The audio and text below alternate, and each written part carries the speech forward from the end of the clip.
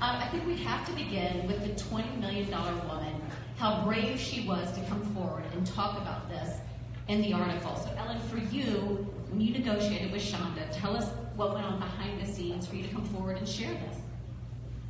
Well, I think, what we talked about just now is, what's interesting is, as women, I think the first thought that goes through our mind is, am I going to seem difficult if I ask for this number? Am I crazy? Are they going to think I'm crazy? Am I going to be hysterical?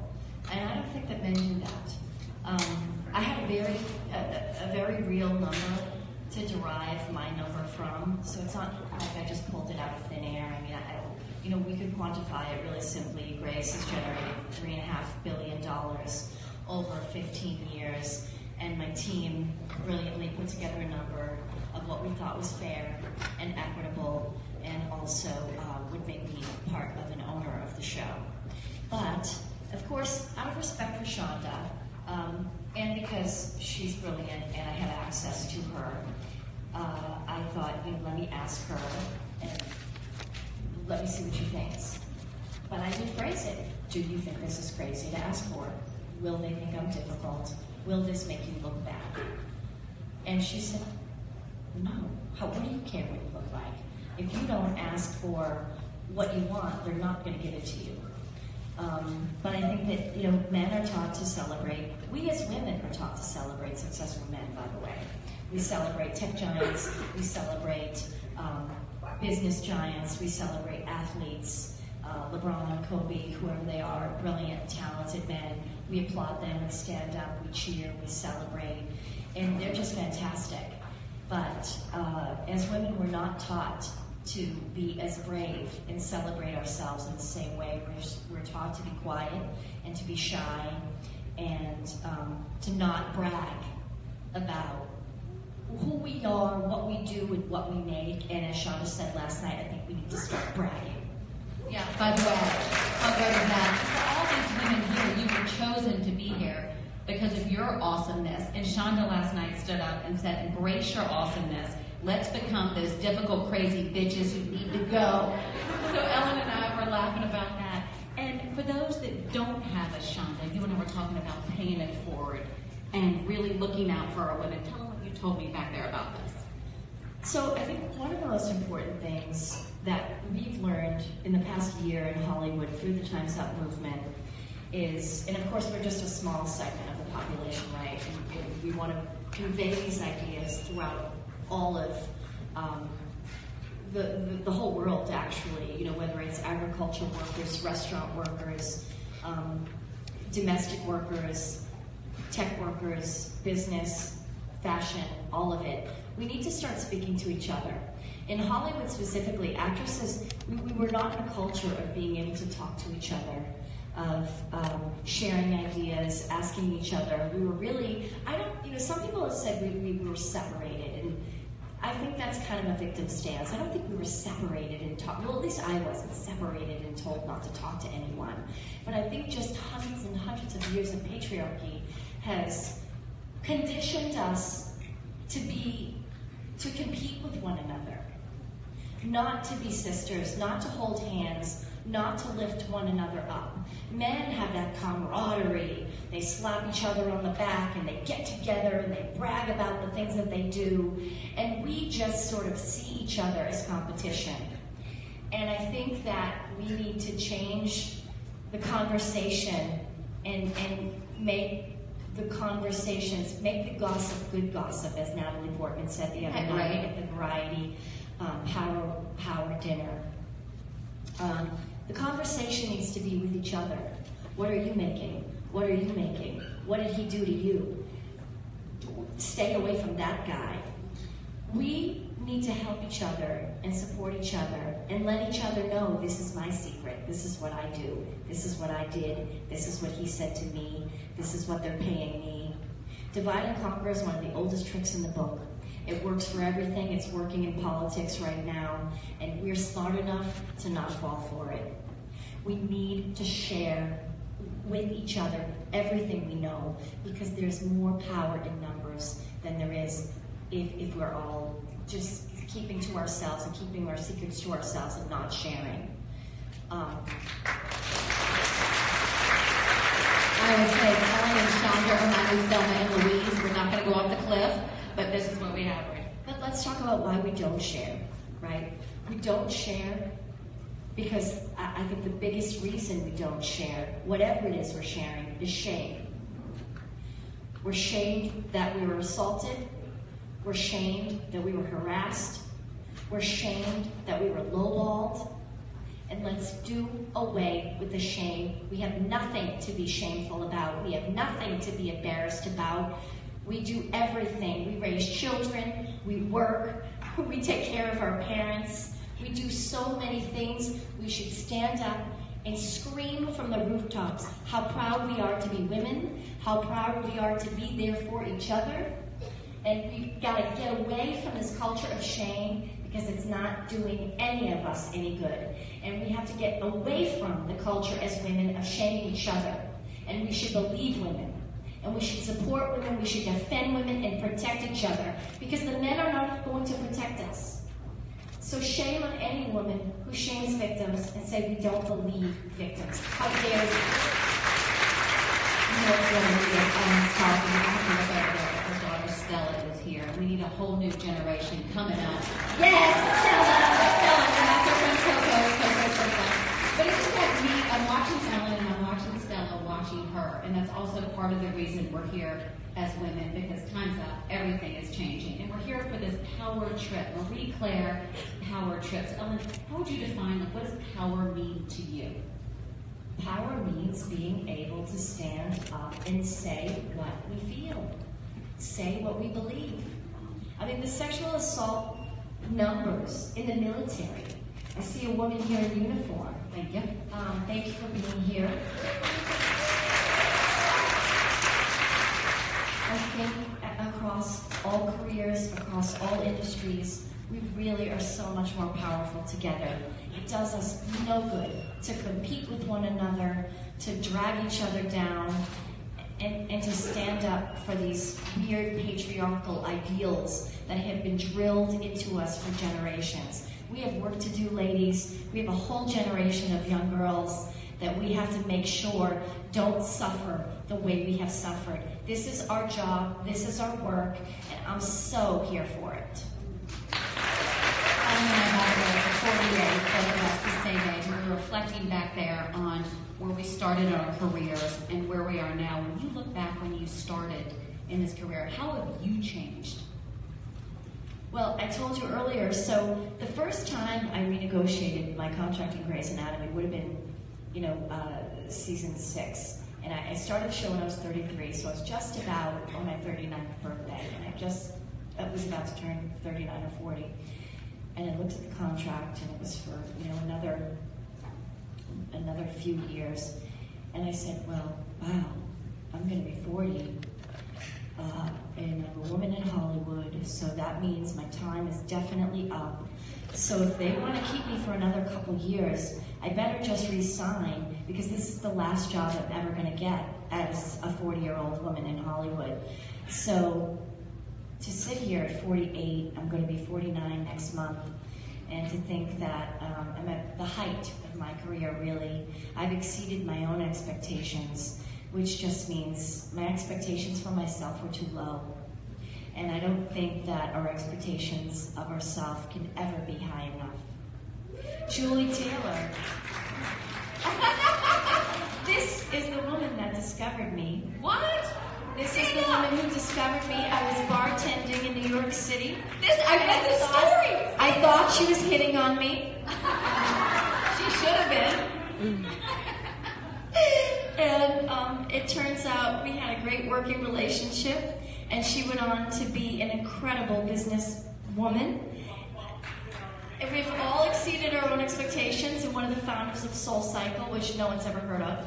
And I'm so happy to see you, Jules. Thank you. Thank you. Okay, that's really cool. You got to tell a little more about this story. So Ellen's path to get here is quite interesting. She says she grew up like The Departed. Did y'all see that movie? Suburb outside of Boston. You actually grew up, it was sort of a tragic beginning, and lost her mom very early and then found your footing. What led you to New York and to meet somebody and sort of get your career started? Well, of course, coming from a working class neighborhood like Boston, Hollywood is, light years away. I had no idea how I was going to get there, or really wasn't even sure if it was the right thing to do. And I sort of moved to Miami first, and then I went to New York and I was bartending, and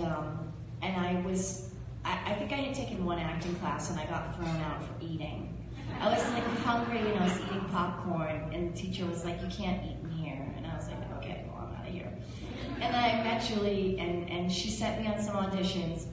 And I said to her, I went into her office the next day, and she wrote down 3 addresses, and she said, "You go to these 3 addresses." And I said, "Well, what am I going to do when I get there?" And she said, "Well, you're going to do whatever they tell you to do when you get there."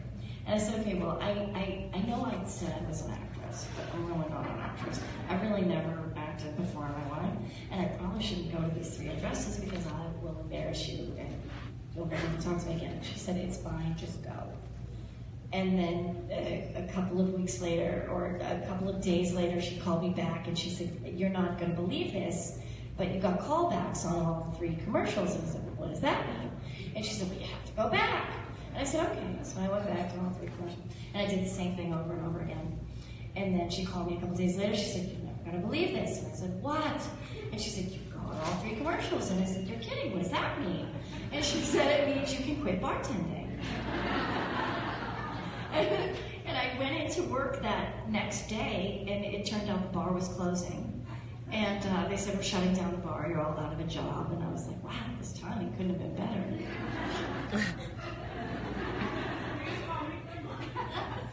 Okay, well, I do that. I play hard to get. Your boyfriend should hunt down my card in your pocket of whatever she is, and you should call this phone and get a new job. And of all the people I ever represented, you look the most amount of things you were allowed to love without having a sad moment. You have 1 month to do all of these stuff where you actually have to join SAG, and I've never seen something for so many days. Guys, come on. What's interesting, though, is other than all this, then you got Moonlight Mile, and might be jumping. Well, before that, there are other fun piece of the story. It's so fun, so we have to tell it because she's here. So after I had filmed all 3 commercials, the first one I filmed was the L'Oreal commercial. They dyed my hair copper red. It was amazing. Yeah, it was like, I was so juvenile. Some conformity is so juvenile. Anyway, so Julie said, "Your commercial is going to air, tonight. It's so exciting. Why don't you come in tomorrow and we'll have lunch at my desk? We'll celebrate." So I said, "Okay, that sounds great." So the commercial airs, we watch it, we get all excited, and then the next day I go to have lunch at Julie's desk, and we're sitting at her desk, and the receptionist gets a call, and she turns around to Julie, and she says, "Julie, pick up line 2. And Julie said, "Well, I'm eating lunch right now. I'll call whoever it is back." And the receptionist said, No, you probably should pick up the phone." And Julie was like, "What? I'm eating. We'll call back." And she was like, "It's Steven Spielberg's office calling. You should probably pick it up." And I said, "Oh, wait, no." Before she said that, I said, "Oh, it's probably Hollywood calling for me." And Julie said, "Yeah, right. You got parsley in your teeth. Tell them I'll call them back."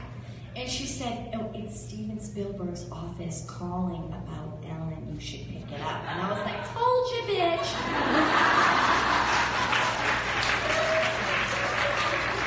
Well, what's funny about that is, of course, Ellen's career took off. Moonlight Mile was this movie then that she booked that got huge, and then a show, Grey's, came a calling. Tell them when you got the script what you first thought.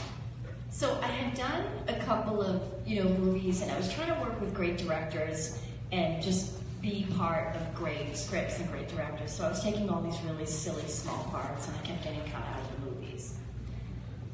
So then I thought, well, I can do 2 things. I can either take big parts in stupid movies and play the girlfriend or the wife, which is the only parts I was getting offered, or I had this TV script to play a female surgeon.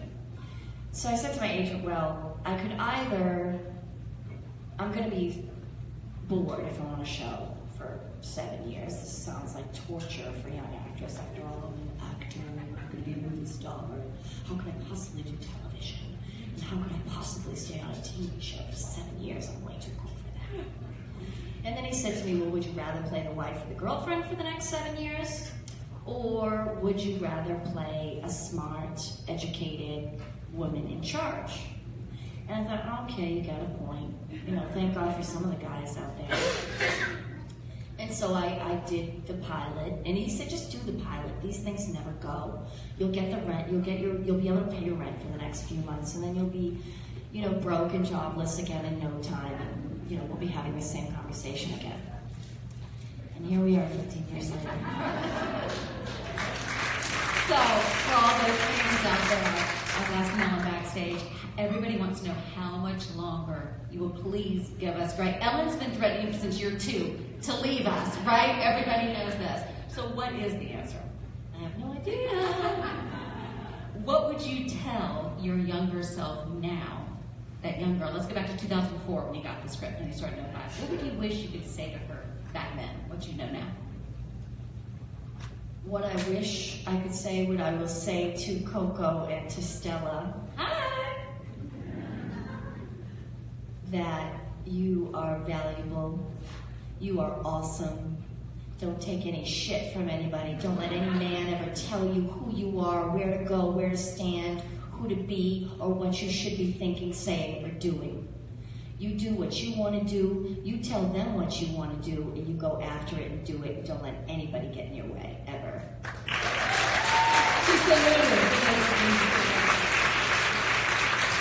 Interesting, Ellen and I have the same 2 girls and a son. Neat that your son, if you look at the man's perspective, will grow up seeing you as a role model as well as your husband. Yeah, so this is something I talked about last night. So there's this amazing Nigerian writer, Chimamanda Adichie, who writes these incredible essays and books.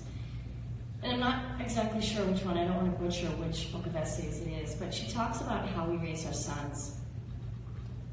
And she talks about how we, we raised our sons and our little boys to not cry, to be tough, to not show emotion.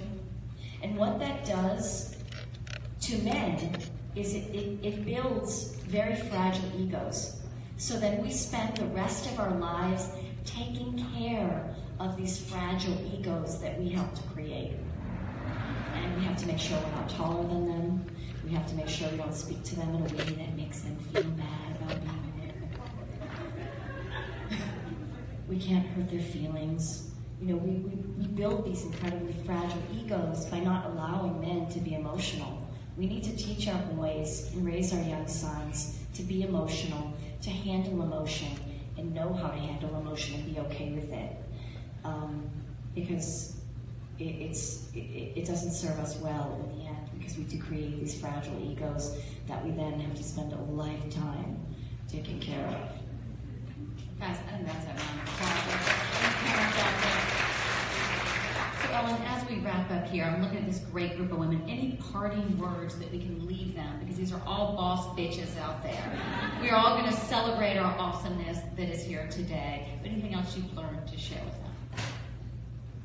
There's a couple things. I think that we all have opportunities to, in every situation we're in, whether it's a party, whether it's a girl's day, whether it's you're a boss at your job, we all have the opportunity to control what the room looks like, to control who we invite, to control our friend circles. If you look around you and everybody in your friend circle looks like you, widen it.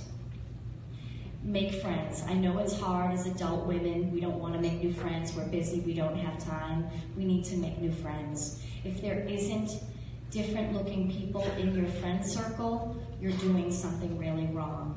If your workplace doesn't look like the world outside, we're doing something wrong. Every opportunity, every room we walk into is an opportunity to say, this room doesn't look like the world outside, and we need to make a difference. Every opportunity is an opportunity to do this work that we have to do.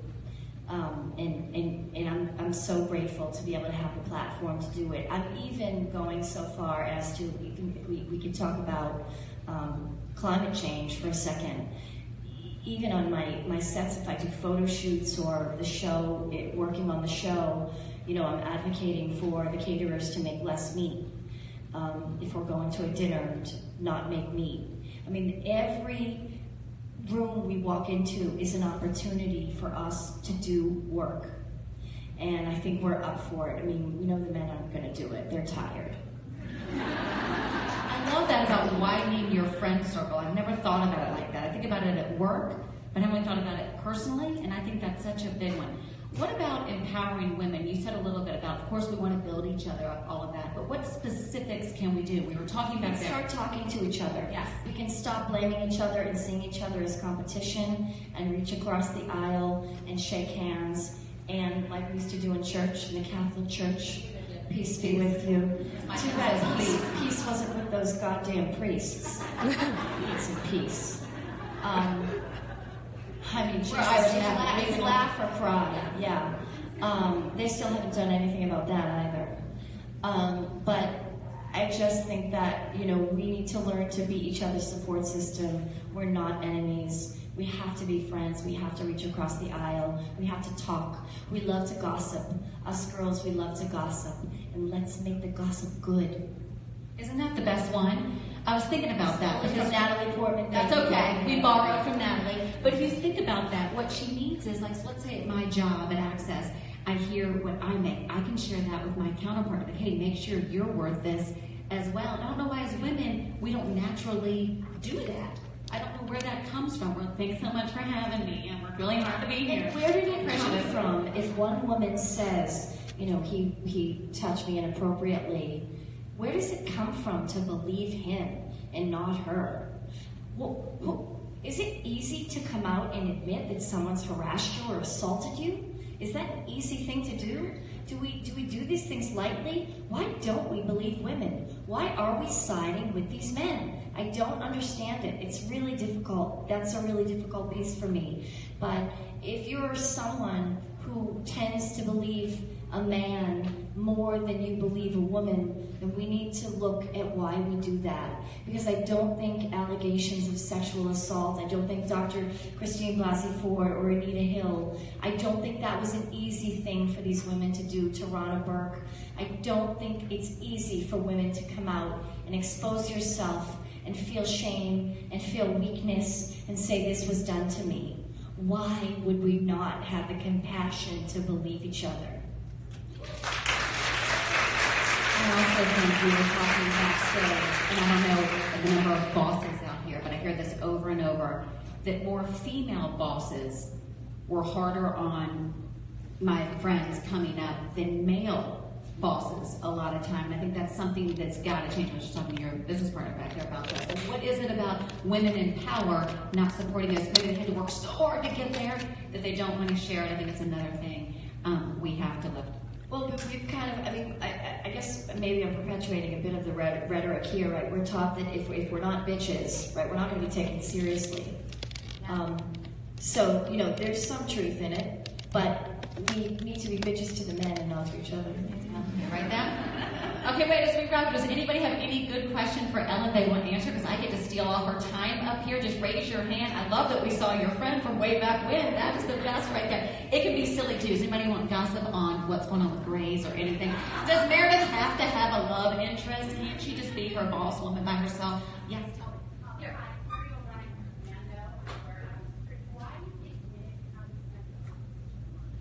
Good question. Why do women have this sense of competition among one another? Love commando underwear. That's I new. think I'm wearing them, actually. I love them. That's a great question. I don't know. I guess we're competitive by nature, right? We have to be competitive in this world to get ahead. And men are competitive with other men, I suppose. But, we're the smarter gender. So we should be able to figure out that piece, how to sort of compete without having to throw the other person off the cliff. you know, there's a balance there that I think we can achieve. You know, shortly after my article came out, there were a couple of actresses on my show, their contracts were not renewed. And I was instantly blamed and shamed for my pay raise being, you know, the reason for their demise. As if they'll never work again. As if Grey's Anatomy is the only opportunity these two amazingly talented, gorgeous girls are ever going to have. There's this victim. I think it's easier for women to stand. This will also contradict what I just talked about. But there's also another piece. We're complex, multifaceted creatures, I guess. That where it's easier to stand behind each other when we're victims. It's like, oh, you're a victim. Oh, so let's everybody rally around you, which is kind of a good thing. But why are we doing that? Are we doing it because it makes us feel powerful? Because we're coming to the rescue of another woman? So I don't know why we compete with each other, but certainly, you know, we got to be competitive to get ahead.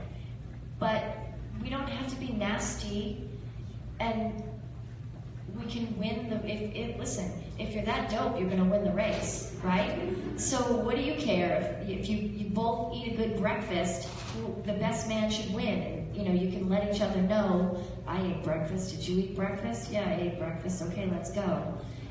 You know, there's a little element of competition, it's okay, but it shouldn't come at the hands of hurting other women or perpetuating stereotypes and myths that we're difficult and, you know, we're liars and all of these things. So ladies, I hope you had fun. Thank you so much for including me in this. I can't believe we got Pompeo here.